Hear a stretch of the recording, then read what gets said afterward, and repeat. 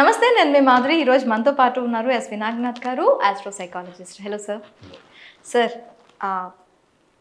వేశ్యల దగ్గరికి వెళ్ళే మగవాళ్ళు ఓన్లీ స్త్రీతో ఒక శారీరక సుఖం కోసం మాత్రమే వెళ్తారు. సో వీళ్ళు అక్కడికి వెళ్ళిన తర్వాత వాళ్ళతో ఒక ఎమోషన్ కనెక్షన్ ఏమి ఉండదు. కంప్లీట్గా ఒక డోర్ మ్యాటో ఒక టిష్యూ పేపర్ లెక్కనే చూస్తారు వాళ్ళని.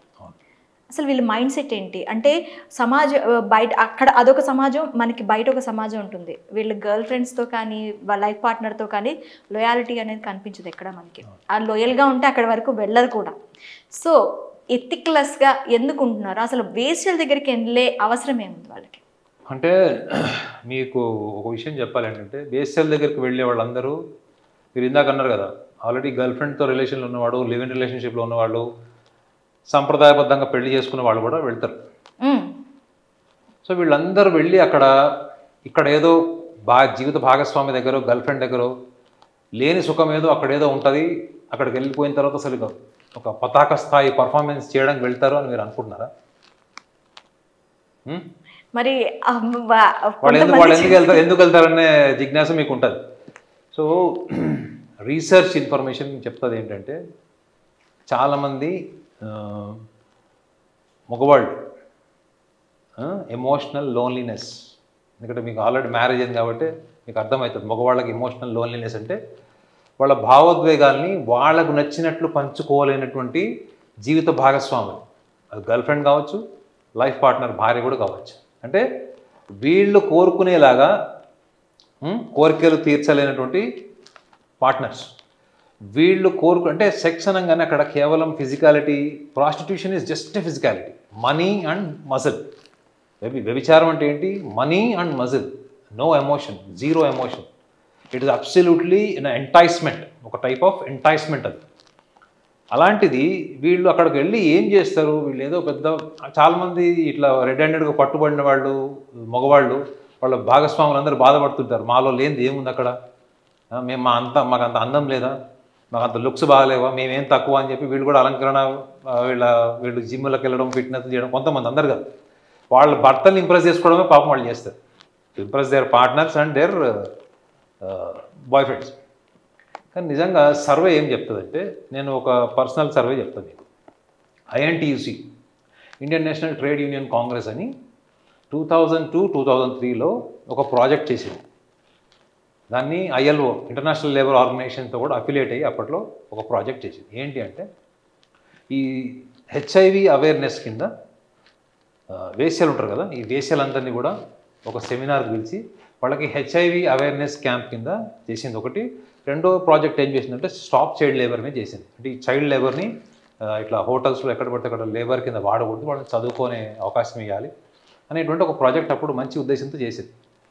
అప్పుడు చాలామంది వేశ్యలకి వాళ్ళకి కౌన్సిలింగ్ చేయడం కోసం నేను ఒక అంటే వచ్చిన గ్రూప్ ఆఫ్ సైకాలజిస్ట్లో నేను ఒక సైకాలజిస్ట్. సో వాళ్ళకి ఒక 1 వీక్ సెమినార్ అయినప్పుడు ఎవ్రీడే ఒక్కొక్క సైకాలజిస్ట్ వాళ్ళకి సెమినార్లో పిలిచి వాళ్ళకి అవేర్నెస్ అవన్నీ చెప్తారు.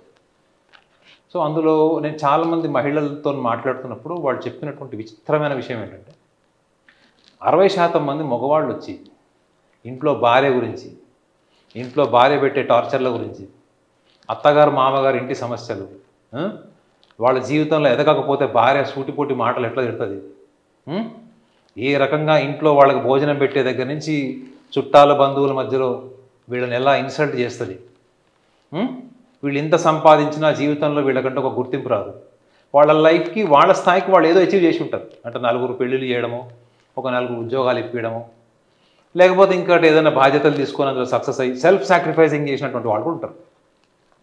ఇలాంటి వాళ్ళందరూ వెళ్ళి ఆ వేశ్యల ఒళ్ళో కూర్చొని ఏడుస్తూ వాళ్ళ దగ్గర సింపతి, ఎంపతి, సెల్ఫ్ పిటీ ఇటువంటి కారణాలన్నీ కూడా అక్కడ ఎక్స్ప్రెస్ చేస్తూ, ఎక్స్ప్లోర్ అవుతూ, వాళ్ళు డబ్బులు ఇచ్చి వాళ్ళతో సెక్సే చేయరట. అసలు వాళ్ళు they just come and pay attention, cry, weep and they just grab attention, that's all, end of the day.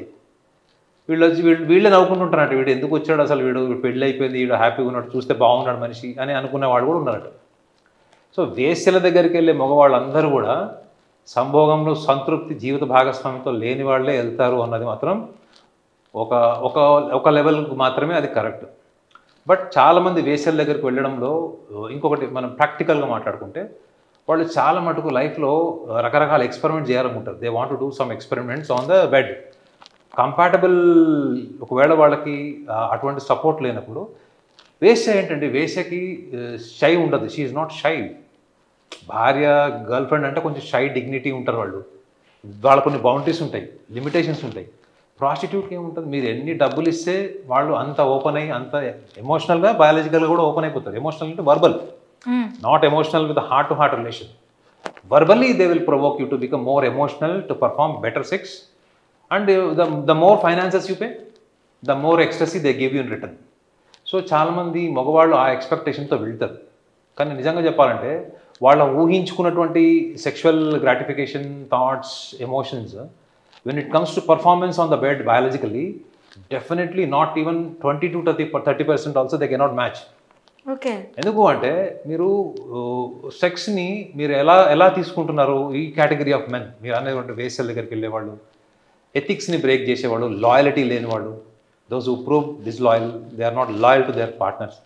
ఈ మైండ్ సెట్ ఉన్న వాళ్ళకి అక్కడికి వెళ్ళి ఏదో చేసేయాలి అనే తొందరపాటుతనము, ఒక ఆవేశము తప్ప అక్కడికి వెళ్ళి వాళ్ళు ఫిజికల్గా వాళ్ళు చేసిన దాంట్లో చేసిన తర్వాత వాళ్ళ రియాక్షన్ ఏముంటుంది, నేను ఏదో ఊహించుకున్నా, ఏదో చేసి ఏదో ఎరగదిద్దాం అనుకున్నాను, but there is nothing more excessive.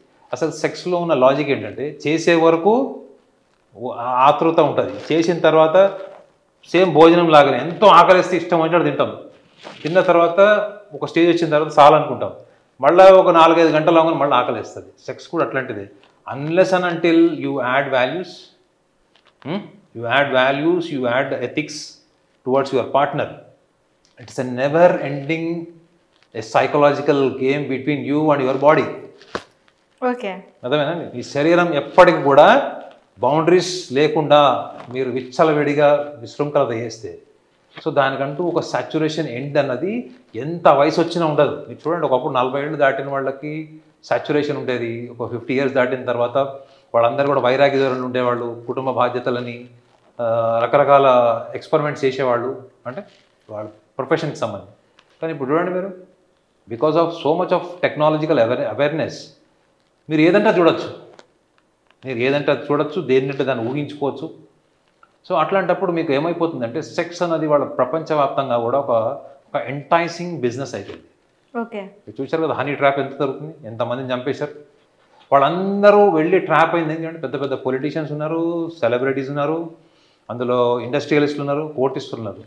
మరి వీళ్ళందరిలో అక్కడ పోయి పెద్దగా ఎరగదీసి పీకేసేది ఏముంటుందండి? వీళ్ళు ఎందుకు అన్ని కోట్లు సంపాదించి అన్ని పేరు సంపాదించడానికి వీళ్ళకి 40 నుంచి 50 ఏళ్ళు పట్టింది. ఇది మొత్తం తీసుకెళ్ళి అక్కడ పెట్టి వాళ్ళ చేతిలో కుక్క చావు చావలే.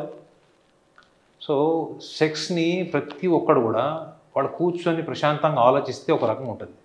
లేదు నేను అక్కడికి వెళ్ళి ఏదో చేసేయాలి ఒక యాంగ్జైటీతోని, ఒక type of aggressive behaviour, aggressive అప్రోచ్తో వెళ్తే దాని కాన్సిక్వెన్సెస్ ఒక రకంగా ఉంటాయి. మనం అందరినీ జనరలైజ్ చేయలేం. ఫ్యాంటసైజ్ చేసి లైఫ్ పార్ట్నర్ దగ్గర ఏదైతే వీళ్ళు చేయలేరో అక్కడికి వెళ్ళి చేస్తారు అని అంటున్నారు. ఓకే, బాగానే ఉంది. ట్రై చేస్తారు, అక్కడికి వెళ్ళి చేయడానికి ట్రై చేస్తారు, కానీ అక్కడ కూడా ఏం పెద్ద ఒరిగేది ఏముండదు. ఓకే. సో ఇక్కడ నా క్వశ్చన్ ఏంటంటే, అసలు వర్క్ ప్లేసెస్లో కానీ లేకపోతే చుట్టూ ఉండే సొసైటీలో కానీ మాలస్ట్రేషన్ అండ్ అబ్యూజ్, సెక్షువల్ అబ్యూజ్ అనేది ఎక్కువైపోతుంది.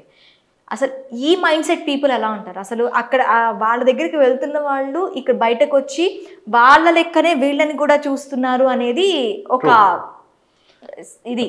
మీరు ఆల్మోస్ట్ మీరే అందులో ఒక కన్క్లూజివ్ పాయింట్ కూడా చెప్పారు. ఏంటంటే, if I have a degraded opinion, degraded perception towards women, I can do anything. I will be only searching for an opportunity to molestate a woman or to attempting for a rape. అంటే ఏంటి, నాకు ఒక మహిళ మీద కానీ లేదా మహిళల మీద వర్క్ చేసే అమ్మాయిలు వీళ్ళందరూ కూడా ఈజీగా పడిపోతారు. వీళ్ళు డబ్బు కోసం పనిచేస్తున్నారు కాబట్టి డబ్బుతో నేను వీళ్ళని ట్రాప్ చేయొచ్చు అనే మైండ్ సెట్ ఉన్నవాళ్ళు చాలామంది ఆ కేటగిరీలో అవకాశం కోసం ఎదురు చూసి, ఒకవేళ అవతల వాళ్ళు బలహీనంగా ఉన్నారు, వీళ్ళ దగ్గర వాళ్ళకి ఏదైనా పని ఉంది, వీళ్ళు సుపీరియర్ స్టేజ్లో ఉన్నారు, అథారిటేటివ్ స్టేజ్లో ఉన్నారు, సో అట్లాంటప్పుడు వాళ్ళు హెల్ప్ తీసుకోవడానికి వచ్చినప్పుడు మీరు అన్నట్టు ఇటువంటి మాలస్టేషన్ జరిగినటువంటి కేసెస్ ఎక్కువ ఉన్నాయి. రెండోది అవతల వాళ్ళ వీక్నెస్ కూడా వీళ్ళ కంట్రోల్ ఉంటుంది. ఓకే. వీళ్ళు బయటకు పోయి చెప్పలేదు. Point number 1. ఇంకొకటి ఏంటంటే అసలు డిగ్రేడెడ్ పర్సెప్షన్, అంటే అసలు ఆడవాళ్ళ మీద చులకన భావం. ఎందుకంటే వీళ్ళు చూసేవన్నీ అలాంటివి ఉంటాయి, విజువల్స్ కానీ వీడియోస్ కానీ అలాంటివి ఉంటాయి. కాబట్టి ప్రతి ఆడవాళ్ళలో ఆ విజువల్స్లో వీడియోలో వాళ్ళు డబ్బులు తీసుకొని చేసినటువంటి పర్ఫార్మెన్సెస్ని వీళ్ళు ఊహించుకుంటారు అక్కడ. And they even get in to risk factor. అంటే ఒక ట్రయల్ చేస్తారు. అంటే ముందుగా మాలస్ట్రేషన్ అటెంప్ట్ రేట్స్ కంటే ముందుగానే వాళ్ళకు ఒక పర్వర్షన్ ఉంటుంది, ఒక టైప్ ఆఫ్ వీక్నెసెస్ ఉంటాయి. ఆ వీక్నెసెస్ని వాడు ఆ టైంలో బాగా క్లోజ్గా ఇంటిమేట్ ఉన్న రిలేషన్స్లో మాత్రమే వాడు ఎక్స్పెరిమెంట్ చేస్తాడు. ఇది ఆల్రెడీ జర్నల్స్ ప్రూవ్ చేసినవి ఏంటంటే చాలామంది మాలస్ట్రేషన్ అయిన అమ్మాయిలు, రేప్ అటెంప్ట్ అయిన వాళ్ళు, రేప్ చేయబడిన వాళ్ళందరూ కూడా వాళ్ళ noun people, relatives, close associates, వాళ్ళ ఫ్యామిలీ మెంబర్స్ మధ్యలోనే వీడు నలిగిపోయారు అన్నది కూడా ఒక సర్వే ఉంది. More than 67%. It's survey report. So ఎందుకు అంటే ఒకవేళ ఏమైనా బై మిస్టేక్ దొరికారనుకోండి, వీడు తప్పించుకోవడానికి ఒక మార్గం ఉంటుంది. అది అక్కడక్కడ మ్యూచువల్గా ఏదన్నా ఒక సెటిల్మెంట్ చేసుకుందామని అతి విశ్వాసం, ఓవర్ కాన్ఫిడెన్స్ కూడా ఉంటుంది. వీళ్ళేమి తెలివి లేక తొందరపాటుతుందని చేయరు. చాలా క్రిమినల్గా సైకలాజికల్ గేమ్ ప్లే చేస్తారు. వీళ్ళు ఎక్కడ దొరకకుండా ఉండడానికి గ్రౌండ్ కూడా చేసుకుంటారు. సో అలాంటి వ్యక్తులకి మనం వాళ్ళ మైండ్ సెట్ ఏంటి అంటే they have no value for the women, they don't have even self respect. రేపు పొద్దున్న నేను ఒకవేళ దొరికిపోయాను, రేపు పొద్దున్న నేను 10 మందికి నేను ఆన్సర్ చెప్పుకోవాల్సి వస్తే వాళ్ళ కాళ్ళు పట్టుకొని ఏడ్చి ఆ టైంకి తప్పించుకొని మళ్ళీ ఇంకొక ప్లేస్కి వెళ్ళినప్పుడు మళ్ళీ అదే చేస్తారు. సో ఈ మాలస్ట్రేషన్ అటెంప్ట్ రేప్ చేసిన వాళ్ళు రిపీటెడ్గా చేశారు అనేది కూడా ఒక సర్వే ఉంది. ఓకే. అంటే ఒక వ్యక్తి ఒకసారి చేసి మళ్ళీ రిఫ్లెక్ట్ అయ్యి గిల్ట్తో మళ్ళీ మారాడు అంటే మ్యాక్సిమం ఒక 3 to 7% ఉంటే, more than 67% people repeated attempts చేసిన వాళ్ళే ఉన్నారని కూడా ఒక సర్వే చెప్తుంది. సో వీళ్ళ మైండ్ సెట్లో ఏంటంటే రిఫ్లెక్టివ్ లెర్నింగ్ ఉండదు, అంటే తప్పు నుంచి నేర్చుకునే లక్షణాలు ఉండవు, సోషల్ గిల్ట్ ఉండదు, ఆపర్చునిటీజం ఉంటుంది. అట్ ద సేమ్ టైం వీళ్ళకి డిగ్రేడెడ్ పర్సెప్షన్ టువర్డ్స్ ఉమెన్ ఉంటుంది. ఈ లక్షణాలు ఉన్న వాళ్ళందరూ మన చుట్టుపక్కల రోజు తిరిగే వాళ్ళ మధ్యలోనే ఉంటారు. విచిత్రం ఏంటంటే కార్పొరేట్ అపియరెన్స్లు ఉంటారు, చాలా జెంటిల్మెన్ లాగా ఉంటారు, రకరకాల నీతులు, వాల్యూస్ కూడా చెప్తారు. But when it comes to opportunity వాళ్ళ అన్కాన్షియస్ రిప్రజెంట్ చేస్తుంది సిచ్యువేషన్. సో ఆటోమేటిక్గా సిచ్యువేషన్స్ డామినేట్ చేస్తాయి వాళ్ళు. Okay sir, thank you very much.